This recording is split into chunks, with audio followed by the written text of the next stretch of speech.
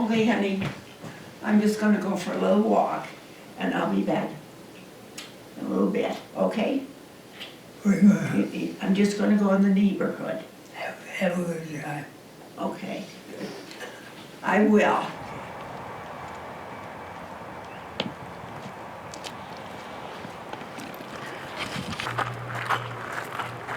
You know how you go through life and you are living it, you aren't thinking about it or turning it over in your mind all the time at all.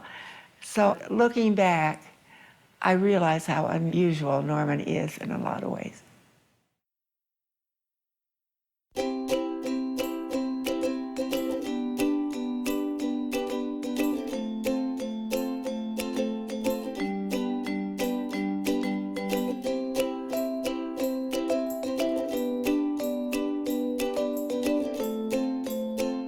He was remarkable in his joie de vivre. He loved life.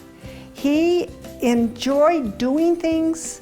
He was outgoing. He enjoyed people. He had two major passions, and we all recognize this. His love for my mom and his love for the company. He truly loved that company. He had a sense of honesty and integrity that carried him through. He was proud of his work, he loved the people he worked with, and he was one of those persons who believed in working hard and playing hard.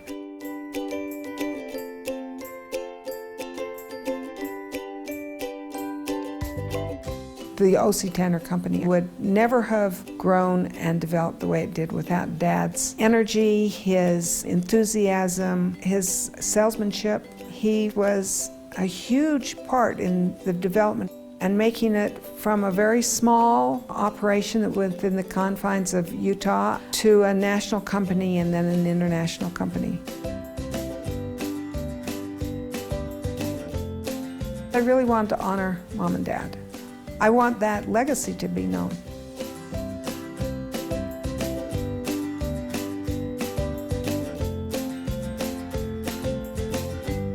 Sometimes when I think about the success of this company, I think it is a real American success story because they just had really one full-time employee that made 3 counting Obert and Norman. And by the time the war started and he left, they had 28, I think it was. And now we've got close to 1,500 at least. When Norman and Obert started together, they were a good team. And they both liked each other, and they got along well. Norman was all action, and Obert was contemplative. But it was a combination that made it really interesting. And Obert was basically an academician. And he loved ideas and books.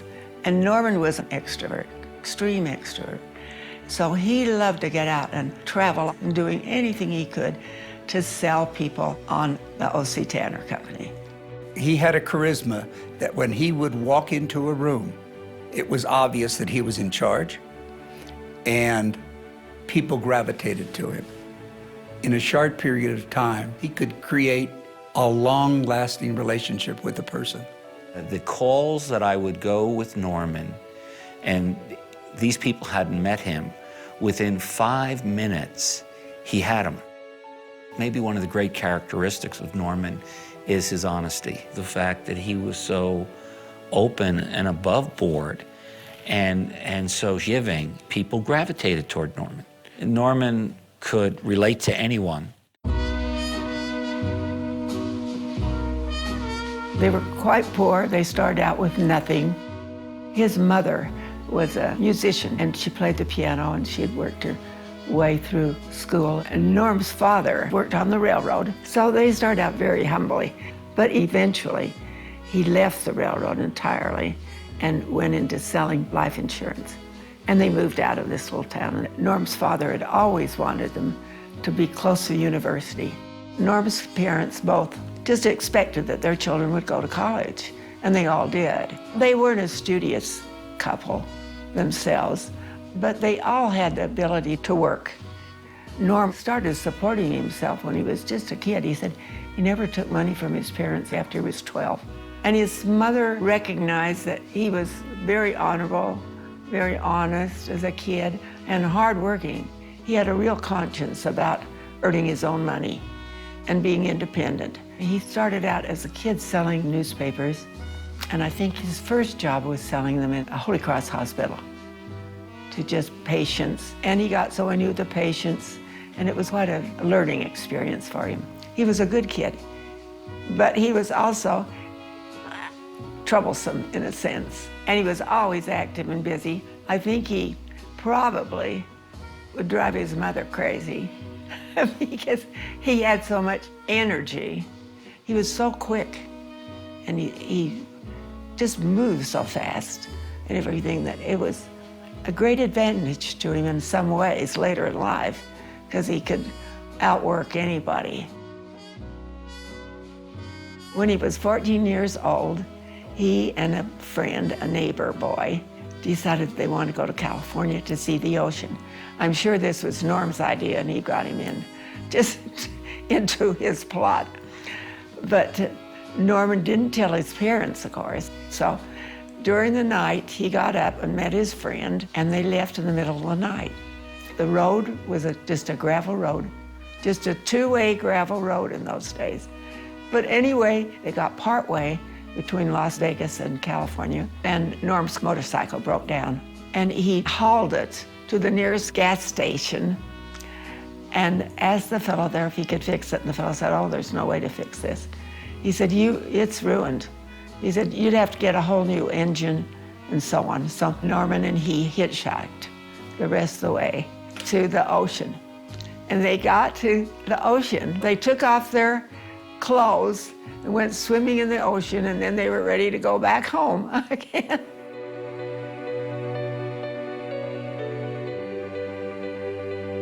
I was on the Weber College debating team, and he was representing the University of Utah. I was introduced to Norman, and he really immediately started asking me to go out. And as soon as we went out the first time, he never took another girl out. And he went home and told his mother. He said, "Mother, I found the girl I want to marry." It took me a little while before I realized that I really was in love with him too. It was a case of it kind of growing with me.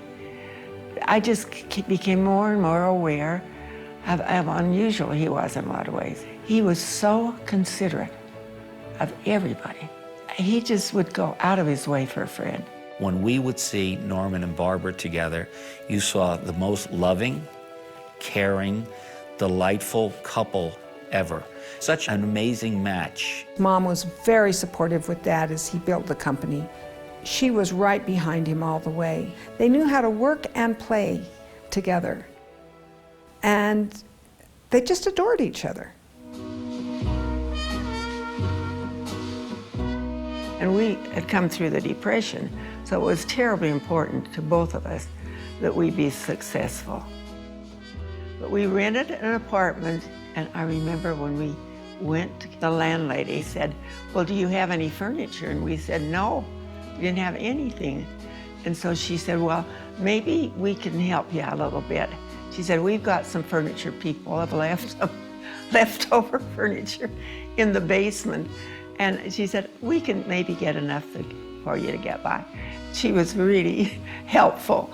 And so we went down her basement where they had stored a few things, and we got enough furniture that we were able at least to have a sofa and a few chairs and a bed. When they were first married, they had very little money. She actually had just gotten her bottle of milk. It was delivered in those days. And she dropped it and the whole bottle broke. And she started to cry because they had so little money. I mean, you couldn't just go run out and buy another bottle of milk. Well, Norman started first with Obert, just doing some handwork and making the jewelry when he was probably just maybe a little in college, a little bit in high school. And it was that time that Obert approached him and asked him if he'd work for him. Obert was then planning to go to Stanford, and he was looking for someone to take over this little pin and ring business. At that time, he was the only one other than the fellow that was making the pins. Even though Norman hadn't had much experience selling, Obert couldn't help but see his ability to get along with people and to sell. Immediately, Norman started making friends and selling and increasing even the high school business. That first year, he started also selling a few little pins to fraternities and sororities. And Norm said the potential is great. And this is while Obert was gone after Norman took over that first year. Then he went to the Utah Power and Light and all the little businesses around here, trying to stir up business for pin making. And it opened up a whole field, of course, of possibilities outside of Utah. Dad was just the backbone of the company. He did just about everything. Over 2 years, he really started expanding the company. And then we moved to the back of the Atlas building where he could get 3 rooms for the same price as the room that he was renting in the front. And then he got a secretary part-time and a man that was an artist who could cut dies as well as draw pictures of proposed pins. By the time he was called into the Army, 4 years later, we had 27 employees. And in the meantime, he had sold several national accounts, sizable accounts, that really kept us going during those war years when nobody could travel and there was no one out really selling.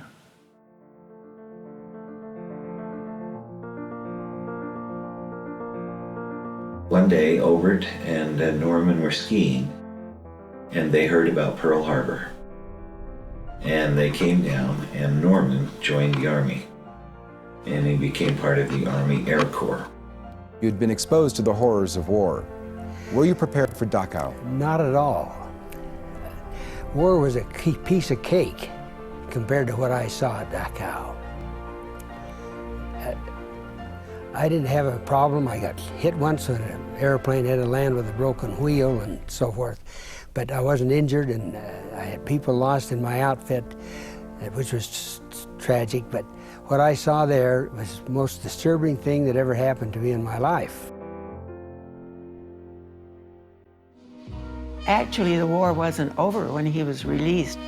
He had a permit to come home and spend so much time because he had so many hours of flying, and they gave him all what they called R&R, and he was able to come home.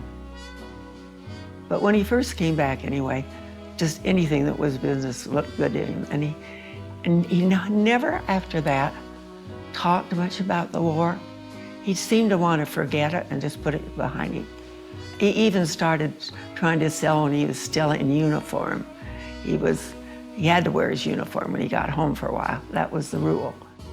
Dad had always hated war after what he had seen in World War II. And then the Vietnam War and how it didn't make sense, and the civil rights issues.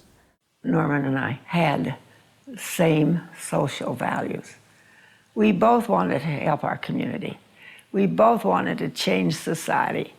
And we both were a little bit, in a sense, kind of rebels in that we just wanted to see some real social changes. And then, too, when Norm came back from the war, he was a real peacenik.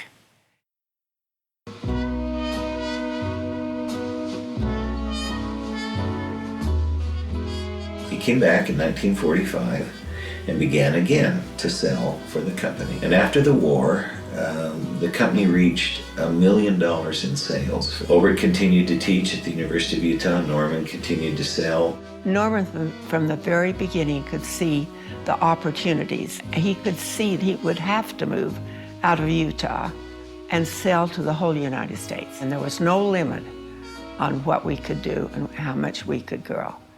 And from the very beginning, he wanted to make quality merchandise. And as time went on, we led the industry really in improving the merchandise and adding jewels to it. At that time, Lenny Hilton was head of manufacturing. If there were any problems in the production line, any glitches, Lenny and he would discuss them. They'd go figure out how to solve the problems. That was what was so fun about my dad. He was just a problem solver. The company went from a cheap pin that sold for $1 or $1.25 to gold. And they began to say that employees deserved the best.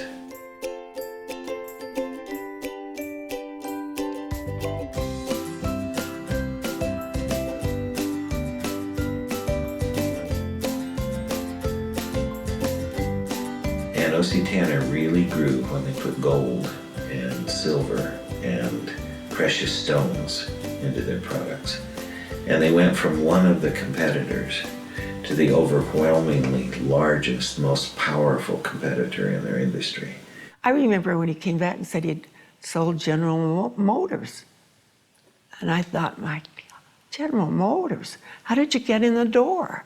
You know? But he always found a way, and the secretaries always liked him.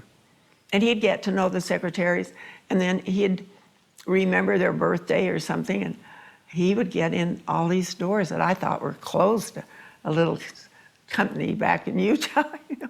Mom used to go on some of his business trips with him when she could. They had Susan and Clark with them, and they were driving up in the Northwest, and they were driving along, and Dad saw this huge factory, and they just stopped, and they didn't know what it was, and Mom stayed in the car with Clark and Susan, and Dad went inside, and about half an hour later, or maybe longer, he came back out, and he had made a sale, and it was Boeing Airlines.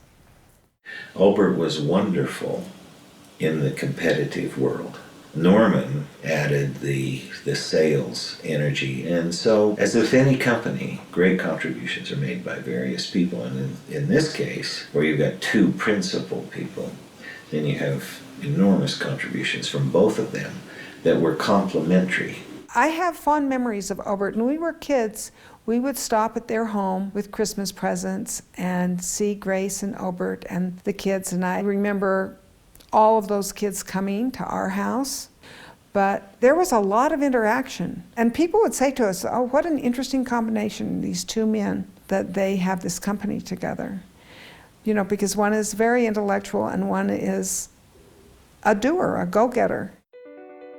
Obert and Norman thought differently, they considered things differently, and produced a tremendous power in the company. They were small, they had terribly large competitors. It was a fearsome climate in which they worked. We still didn't have any good capital base, and we never had credit with a bank. Harold Still asked Norman to come and see him, and he said, Norman, what you need is a line of credit. From then on, we had a line of credit, and we had an opening to hire more salesmen and get started in a really sophisticated way, not always being tied to this lack of capital.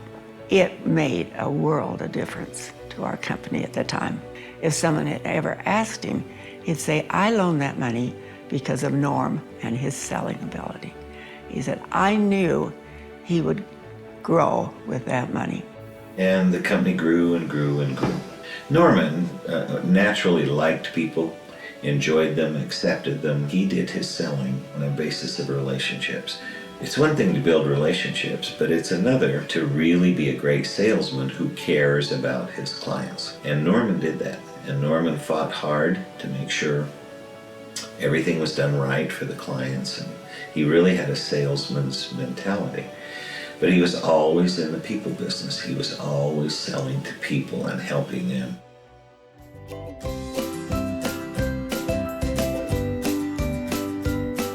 He was really incredible. And I didn't even realize this myself until I became aware that everybody loved him. His clients became friends of ours for life. On one occasion, I came out with my family and did the wining and dining and the factory visit. And then afterwards, Norman said, here, take my keys, go anywhere you want. I said, I planned on going up to Yellowstone. He says, well, take my car. Here's a man, gives me his car.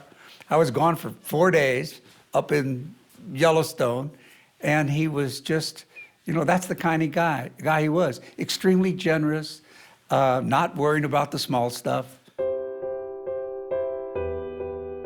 I am especially fond of salespeople. Sales is what mattered. That makes us or breaks us. It didn't matter where or what. Norman Tanner was the ultimate salesman. He was always positive, optimistic, and he was so caring about all of the employees of the company. And he was proud of the company, and what he was most concerned about was that the little people were treated fairly and right. He used to call me often and say, are we treating you right? Are we treating the people right? And if the company does well, everybody shares in it. And Norman was especially concerned that people were given their fair share. He never just sold products. He got involved with the person and the company and built a relationship. And I know from Barbara's and Norman's stories and the girls that they had people come from all over the country and stay at their home who were either clients or salespeople.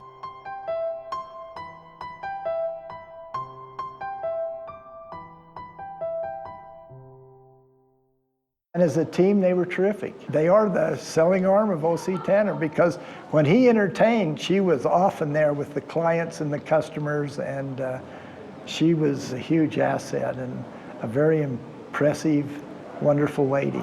I think you have to be a team. You're not two people just living together, fighting for two different lifestyles or careers. If you're going to be successful, you're a team. You work together.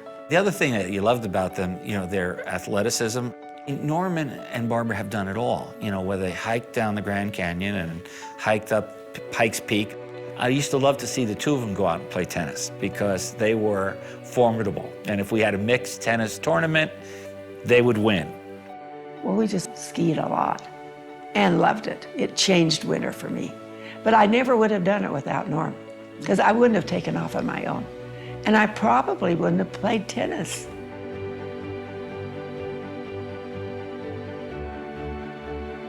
Oh, but Norman was a great mountain climber. So much energy, and he would practically race up the top of the mountain while some of us were just contemplating it. And he'd go up the Tetons, wherever there was a mountain. If there was a mountain around Norman, hike it. I had wonderful hiking trips with him, and I could barely keep up with him. I don't think it was until he was in his 80s that I actually felt like he wasn't getting way ahead of me. Dad really cared about peace, about women's rights, about civil rights. He was never afraid of standing up for what he believed in and saying it straight. I loved that courage he had. He was a real humanitarian, and he really cared about the things he believed in. I grew up in a family that was very involved in active civic participation. So it was a natural for me. We've always wanted to help if we could.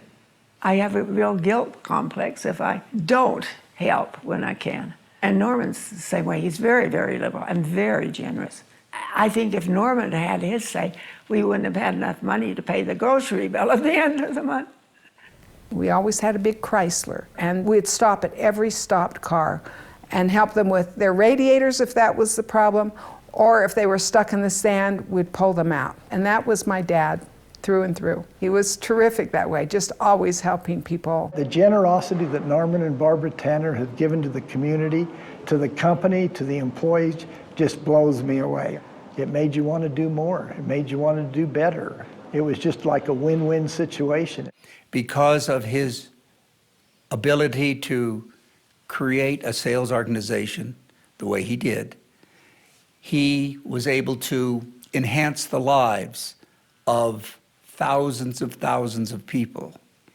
And it's people like Norman that made this country great. I always think the heart of the sales force was the inspiration from Norman's example. All those who were there just love him. Obert and Norman are reflected in the company. There was a culture established that was honesty, integrity, ultimate high quality, always standing behind what we said, always doing things right, always doing everything the Tanner way. And I think together they built the company in a wonderful way. I think that's one of Norman's great legacies. It's so outstanding to have a product that motivates people, that develops a culture of recognition, that lets people know you appreciate them. It is the O.C. Tanner Company, but it would never have been it without Norman Tanner.